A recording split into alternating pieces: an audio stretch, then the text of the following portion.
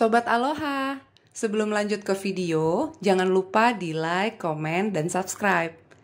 Juga follow Instagram kita di aloha.channel.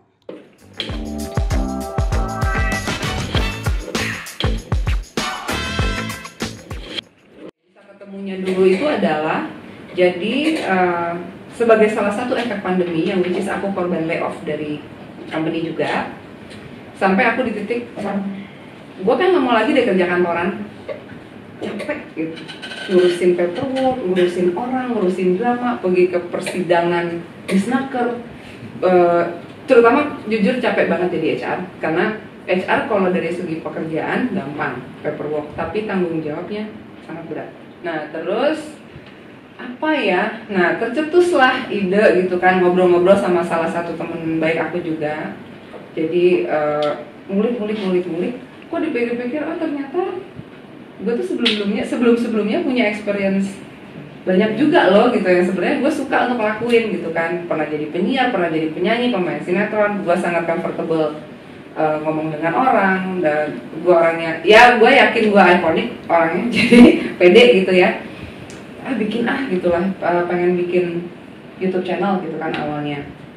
Nah gue ajaklah Denny, apa aku bilang Den, tapi gue nggak mau ke tempat-tempat yang mehong ya, percuma juga orang udah terkenal gitu kan, lu bawa gue deh ke tempat-tempat yang orang belum terlalu tahu gitu. Sampai akhirnya udah ayo kita trade di plan lah itu, sampai list 3 bulan buat jalan-jalan kan. Terus akhirnya ya alhamdulillah sebagian besar ya Den sudah dijalani ya. Udah kita visit, kita liput, sembari jalan tercetuslah ide untuk kita punya kenalan link channel-channel orang yang inspiratif, yang lumayan punya pengalaman banyak, yang juga udah stay di Bali. Ya udah kita talk showin aja, gitu kan. Orang-orang ini bisa jadi inspirasi, bisa kasih berbagi tips, informasi yang kita nggak pernah tahu, entah apa yang kita bisa dapat dari sana, gitu. Jadi begitulah ceritanya terbentuk si Aloha.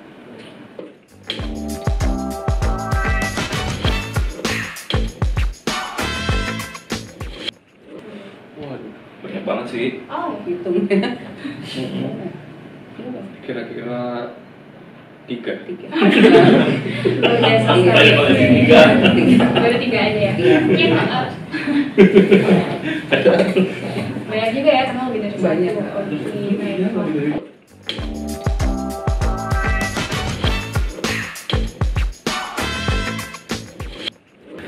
Ya sama sekali nggak punya jiwa entertain, tidak punya jiwa buat ngomong-ngomong di depan. Mungkin karena basic saya pernah jadi training manager, jadi untuk Biasa apa ya, coaching orang. istilah public speaking ya, cuma coaching karena ada modul yang sudah jelas dan sudah saya kuasai, jadi saya enak-enak aja ngomong di depan halayak ramai gitu kan. Cuma untuk jadi entertainer kayaknya sih saya nggak ada sama sekali, kecuali waktu saya waktu snowboard entertain nggak sih?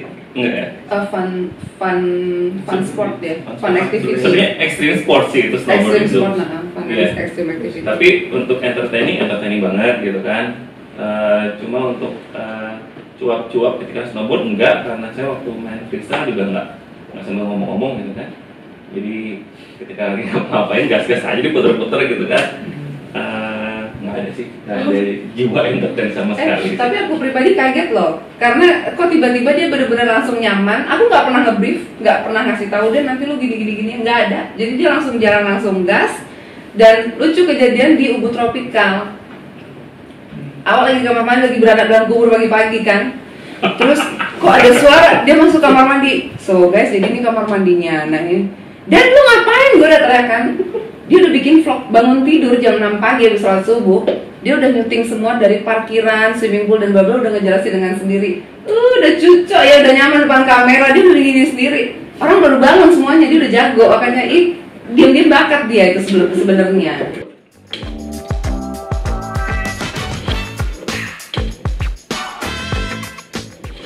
Kalau ke dunia entertain ya, sebenarnya basicnya aku dari dulu itu performer, karena aku punya band juga, dan jauh sebelum sama Aloha aku pun punya YouTube channel juga sama jadi video editor untuk beberapa YouTuber dan artis-artis lah.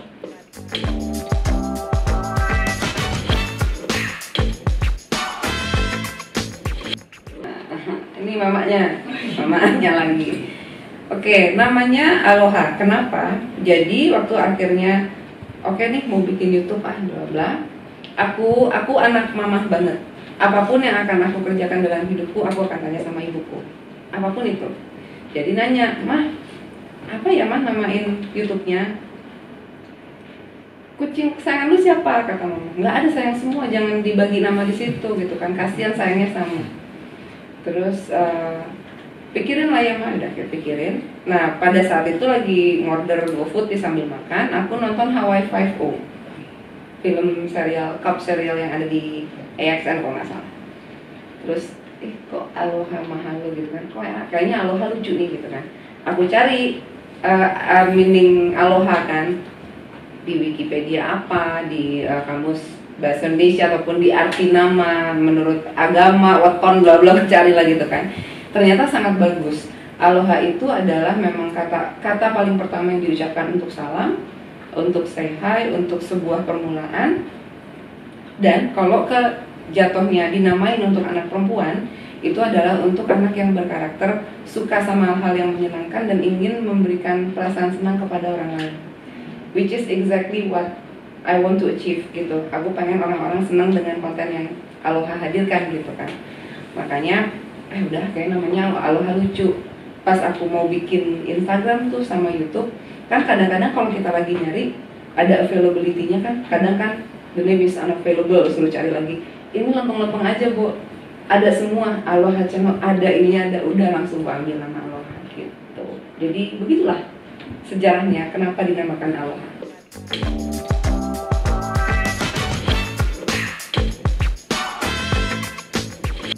Oke. Untuk konten kreator secara umum sih sebenarnya pastinya ide ya, pastinya ide. Terus kita harus tahu goalsnya mau kemana. Kita bikin konten itu nggak cuma asal bikin konten aja. Layaknya sebuah desain ataupun copywriting ataupun apapun itu elemennya. Yang paling penting itu objektifnya, yang paling penting itu goalsnya gitu. Jadi paling tidak kita udah set dulu kalau kita bikin video ini hasilnya bakal jadi apa, impactnya bakal seperti apa, itu yang paling pertama. Jadi di praproduksi paling kita misalnya kita mau ngobrol sama si A gitu, kita cari tahu backgroundnya. Terus apa aja yang bisa di-share. Terus paling kita cari tahu hal apa dari si satu orang ini yang bisa jadi unique selling point lah. Jadi di setiap video kita paling tidak ada hooknya gitu. Oh, di poin ini yang mau kita kemukakan, ya, poin ini yang mau kita tonjolkan di situ. Jadi yang perlu disiapkan secara umum ide, objektif, goals, itu sih. Selebihnya itu cuma materi pendukung, entah itu video, desain, itu cuma medianya aja lah gitu. Kalau intinya sih di 3 poin itu sih kalau dari Aloha sendiri.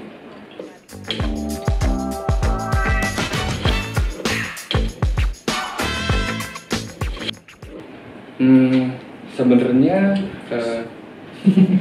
kami nggak pernah kekurangan ide sih, dan nggak benar sih, apanya bisa menjadi konten. Benar-benar. Dan aku yakin teman-teman sebenarnya nggak pernah kekurangan ide. Paling cuma lagi males, lagi capek, lagi punya masalah sama yang lain. Sebenarnya kalau ide gampang banget gitu. Menurut aku pribadi ya.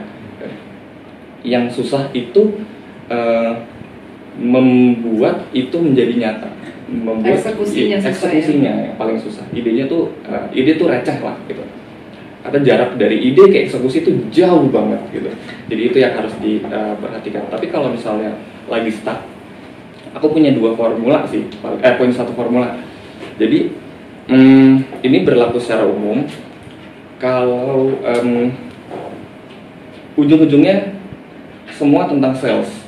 Ujung-ujungnya semua tentang bagaimana suatu karya atau suatu output yang dihasilkan bisa convert ke sales. Nah, berarti itu ada hubungan sama produk, gitu kan? Bagaimana cara kita membuat suatu produk itu menjadi katakanlah laku? Menurutku ada dua hal dasar. Satu fungsional, satu emosional. Jadi dua elemen itu yang harus aku perhatikan dalam pembuatan konten, pembuatan ide. Gitu. Jadi misalnya ini cari yang paling gampang, orang beli iPhone itu ngelihat satu karena iPhone ya bagus, iPhone punya kamera yang oke, iPhone user interface dan user experience-nya sangat baik.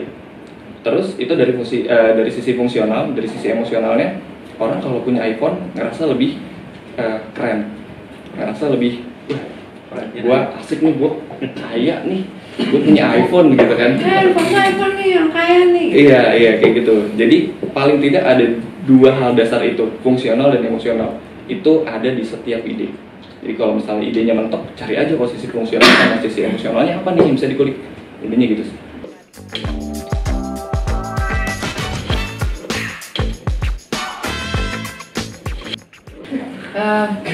Kalau aku biar tim solid itu adalah seserius-seriusnya kita kerja, secapek-capeknya kita kerja, segalak-galaknya kita punya atasan atau kayak gimana, yang nggak boleh dilupain itu satu, fun-nya nggak boleh hilang. Gitu. Jadi oke, under pressure nih, stres, kerjaan tiap hari ada deadline ini apa segala macam. Tapi sebulan sekali, lu paling nggak lu hangout sama tim lu. Dan batasan ada, tapi nggak usah yang sampai kayak oh lu nggak bisa ngomong sama gue karena gue atasan lu, nggak usah kayak begitu gitu loh. Saya nggak percaya, sekarang baru 2 hari ketemu ya, curcol langsung. Parah. 2 hari kenal gitu, jadi baik. Nah, curcolnya mengenai zodiak, ya, by the way. Mengenai zodiak, mengenai sio waktu itu. Pokoknya berbau psikologi gitu lah. Langsung dia lagunya Phil Collins. Nah, jadi yang terpenting itu untuk menjaga kesolidan tim adalah satu, fun-nya tidak boleh hilang. Fun bukan dalam artian harus mahal ya. Lu main kartu aja bareng-bareng fun kok. Gitu, that simple. Dulu di company yang startup itu sampai disediain ada PS4 untuk sengaja main anak-anak kalau mau break boleh di situ. Gak harus mahal, PS4, PS5 Bukan di gue. Oh iya. Udah mahal banget. Fun-nya harus tetap ada. Kedua, open, jujur. Jangan ada bohong-bohong kayak misalnya nih di awal, oh yaudah saya bisa kok gini-gini. Along the way kan kelihatan ya lu capable apa enggak gitu. Jadi nggak usah, kalau nggak bisa lu tanya aja sama temen lu, kan itu kerjanya gunanya punya teamwork kan, biar bisa saling bantu satu sama lain. Jangan gengsi gitu, open aja ngomong. Aku juga kalau nggak tahu apa-apa aku tanya dengan begonya dia. Jujur kan, tau nggak gue nanya apa? Din, dormitory apa sih? Udah selesai nginep di Kultur, udah selesai nginep di Ubud Tropical. Dormitory apa sih dia? Anak-anak ini udah terbiasa kok, udah keluar begonya mah bego aja gitu, nggak nutup-nutupin gitu kan. Dormitory tuh gini-gini. Oh, soalnya dari tadi tuh talk show ngomongin dormitory, gue mah ya aja. Sok dorm. Di dorm. Oh nggak ngerti. Gitu. Oh bang bed, oh ini, oh itu. Bener, kalau nggak tahu mah jujur aja gue mah gitu. Karena kan ada orang yang gengsi ya, nggak mau kelihatan bego kan kadang-kadang. Kamu emang nggak tahu. Istilah baru gitu ya. Iya. Kayak apa gitu pokoknya, ini tuh itu apa artinya, nggak ngerti aku tanya gitu. Jadi itu satu, jangan just be open, jangan gengsian satu sama lain. Kalau sama tim, kalau nggak bisa ya minta tolong, kalau bisa ya tolongin orang yang nggak bisa gitu.